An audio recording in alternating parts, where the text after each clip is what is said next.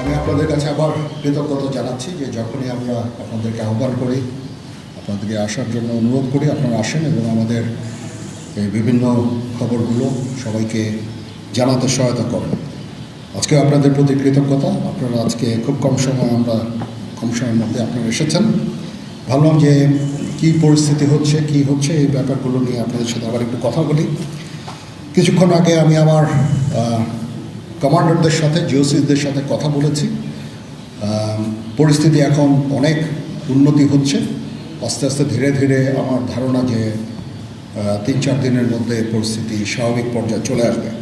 তবে যারা এই সমস্ত অপরাধ করেছে তাদেরকে আমরা ছাড় দিব না। অবশ্যই তাদের বিরুদ্ধে আইন ব্যবস্থা গ্রহণ করা হবে। আপনারা দেখতে পাচ্ছেন আমার সাথে 2 নেভি চিফ এবং এয়ার চিফ আছেন। আমরা একসাথে কাজ করছি। কিছুক্ষণ আগে আমার প্রফেসর ইউনুসের সাথেও কথা হয়েছে। ওনার সাথে কথা বলে আমার খুব ভালো লাগলো।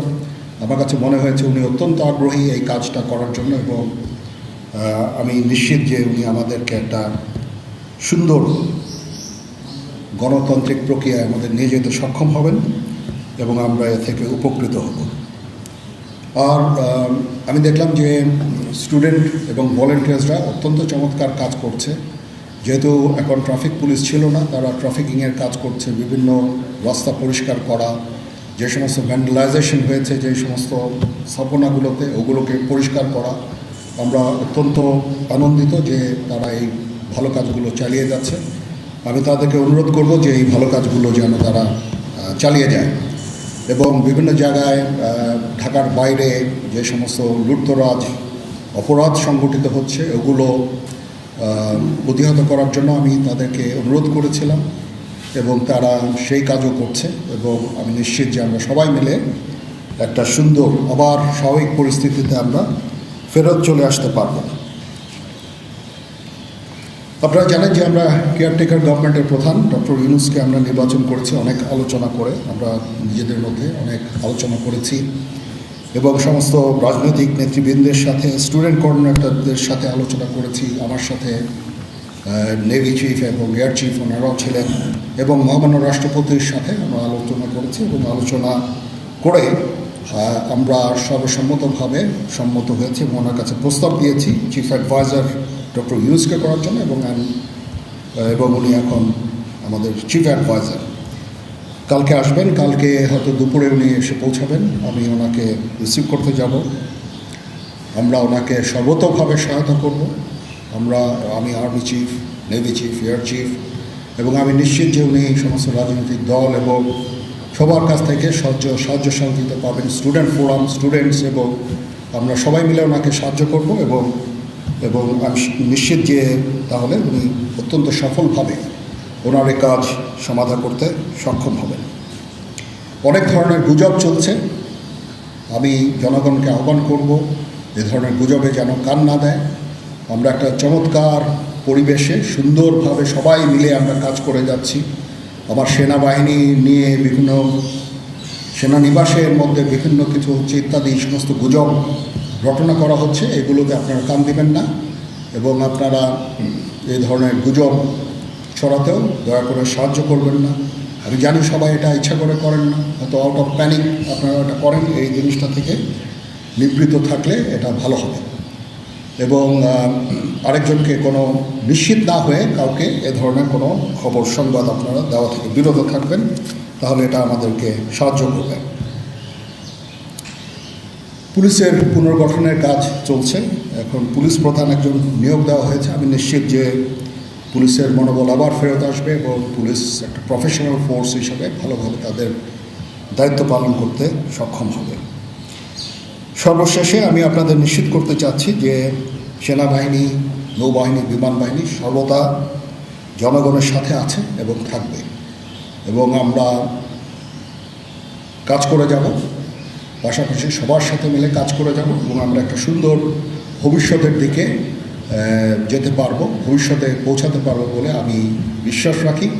আপনারা আমাদের সবাইকে সাহায্য সহযোগিতা করবেন। আপনাদের সাহায্য নিয়ে ইনশাআল্লাহ আমরা এটা করতে পারবো। আপনারা মিডিয়া অলরেডি অত্যন্ত দায়িত্বপূর্ণভাবে আপনাদের সংবাদ পরিবেশন করছেন। আমি আবার আপনাদের কাছে এই জন্য কৃতজ্ঞতা জানাচ্ছি এবং ইনশাআল্লাহ আমরা সবাই মিলে দেশকে একটা সুন্দর একটা পরিবেশ আমরা সৃষ্টি করতে পারবো এই দেশে এবং আমরা সবাই ভালো থাকবো ইনশাআল্লাহ। এখন আপনাদের যদি কোনো কোয়ারিজ থাকে, কোনো প্রশ্ন থাকে আমাকে করতে পারেন। আমি যদি আমার জানা থাকে আমি অবশ্যই এটার উত্তর দেব। কালকে আমরা শপথ গ্রহণের জন্য যথাসাধ্য চেষ্টা করছি। একটা প্রস্তাব ছিল বিকালে করার, বিকালে খুব টাইট হয়ে যেতে পারে, কিন্তু উনি 2:10 দিকে হয়তো এখানে আসবেন। এটা মেবি ভেরি টাইট। আমরা হয়তো তাইলে রাত্রেবেলা রাত 8টার দিকে করতে পারি। হয়তো 400 জন লোকের উপস্থিতি এখানে থাকবে। এই পরিসরে আমরা শপথ গ্রহণের অনুষ্ঠান ইনশাল্লাহ করব। মাননীয় সেনাপ্রধান, আমরা দেখেছি যে সেনাবাহিনী বাংলাদেশ এবং বাইরে যে কোনো দুর্যোগ যে কোনো কিছু মোকাবেলা করতে সক্ষম।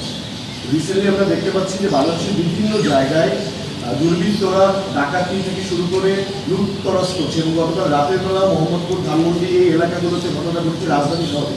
এবং এই বিষয়ে আসলে সেনাবাহিনী কি পদক্ষেপ নিচ্ছে এবং সাধারণ মানুষ কিন্তু উদ্বেগ উৎকণ্ঠার মধ্যে রয়েছে? হ্যাঁ, প্রথম কথা হচ্ছে যে আমি দায়িত্ব নিয়েছিলাম অবশ্যই, এবং আমি রাজনৈতিক নেতৃবৃন্দর কাছ থেকে কথাও আমি ওনাদের কাছ থেকে ওনাদেরকে আমি বলেছিলাম যে আপনারা আমাদের সাহায্য করেন, যে মুহূর্তে এই ট্রানজিশনটা হবে এ ধরনের সমস্যার সৃষ্টি হতে পারে।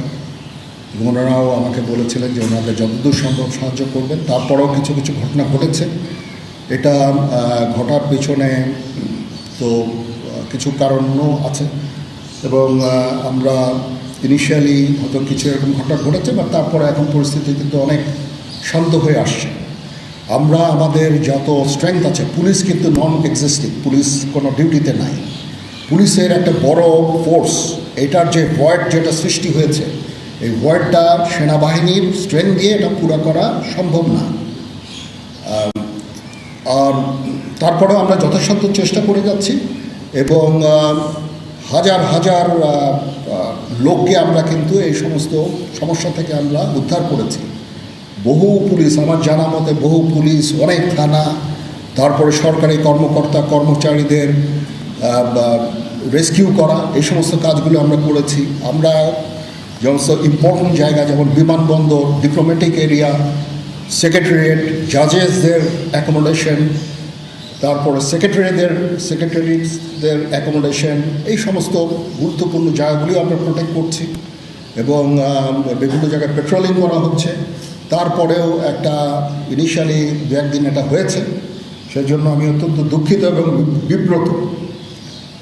যাই হোক, এটা আমার যে স্ট্রেংথ যা ছিল এটা নেভি, এয়ারফোর্সও তারা তাদের মতো করে করেছে। আমরা যথাসাধ্য চেষ্টা করেছি, তারপরেও কিছু হয়ে গেছে। এটা আমার জাস্ট সিম্পলি আমাদের এনাফ স্ট্রেংথ ছিল না। বাট আমি নিশ্চিত যখন পুলিশ পুনর্গঠন হয়ে যাবে, তারা যখন আমার কাজে নেমে যাবে, তখন এই ভয়েডটা খুব সহজেই আমরা পূরণ করতে পারবো। পুলিশের একটা বিরাট সংখ্যক ফোর্স, পুলিশ ইজ একটা বড় ফোর্স। তো এই ফোর্স যদি নিষ্ক্রিয় হয়ে যায়, সেটার ভয়েড পূরণ করা সেনাবাহিনী, বিমান বাহিনী, নৌবাহিনী সবার পক্ষে সম্ভব না। আমরা এটার জন্য ডিজাইন করব। যাই হোক, আমি নিশ্চিত যে খুব শীঘ্রই তারা পুনর্গঠিত হবে এবং এই সমস্ত ভ্যান্ডালিজম এগুলোকে প্রতিহত করতে সমর্থ হবে। বাট আমি এটুকু আপনাদের বলছি যে যারা এই সমস্ত কাজে জড়িয়েছে তাদেরকে আমরা আইনের আওতায় আনার সর্বোচ্চ চেষ্টা আমরা করব।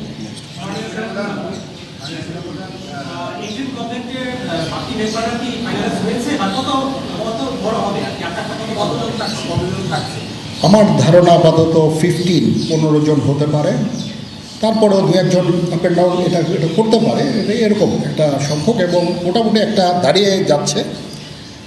যেহেতু এটা ফর্মালি প্রকাশ করা হয়নি, এটা নিয়ে আমি আর আপনাদের সাথে কথা বলতে চাচ্ছি না। জি,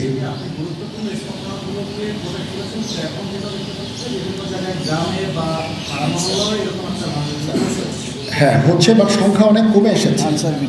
1 দিন 2 দিন, প্রথম 1-2 দিনে যেটা হয়েছে সংখ্যা অনেক কমে এসেছে। আমরা আনসার ভিডিপিকেও কাজে লাগিয়েছি এবং আমি তো বললাম যে ছাত্ররা আমাদের সাহায্য করছে বিভিন্ন গ্রামে গঞ্জে। তারা এই কাজগুলোর মাধ্যমে, তাদের উপস্থিতির মাধ্যমে আমাদের সাহায্য করছে এবং বিএনসিসিকেও আমরা এটা করতে আমরা হয়তো এমপ্লয় করব এই কাজে। আমি আমার যত ফোর্স আছে মিলিটারি সব অল ডিপ্লয়েড, এবং তারা তাদের সাধ্যমতো এই কাজে নিয়োজিত। মাননীয় সেনাপ্রধান, আপনি বিব্রত বোধ করলেন কারণ আপনি নিরাপত্তার দায়িত্ব নিয়েছিলেন, সেখানে হয়তো এখন রাজনীতিবিদরা বললেন যে জেনারেল সাহেব আপনি নিরাপত্তার দায়িত্ব নেন, somebody has to take it. তো আমি আর তো কেউ নেওয়ার নাই, আমি নিয়েছি, এবং যদি কোনো ব্যর্থতা থাকে সে দায়িত্ব আমার। আমি আমার সাধ্যমতো চেষ্টা করেছি, এবং খুব কম সময়ের মধ্যে একটা স্বাভাবিক পরিস্থিতি ফেরত আসছে। বাট আমাদের আরও অনেক কাজ করতে হবে। ইনশাল্লাহ আমাকে একটু সময় দেন, আমরা এই নর্মালসিতে নিয়ে চলে আসবো ইনশাল্লাহ। ওকে, সবাই ভালো থাকেন, সুস্থ থাকেন, আল্লাহ হাফেজ।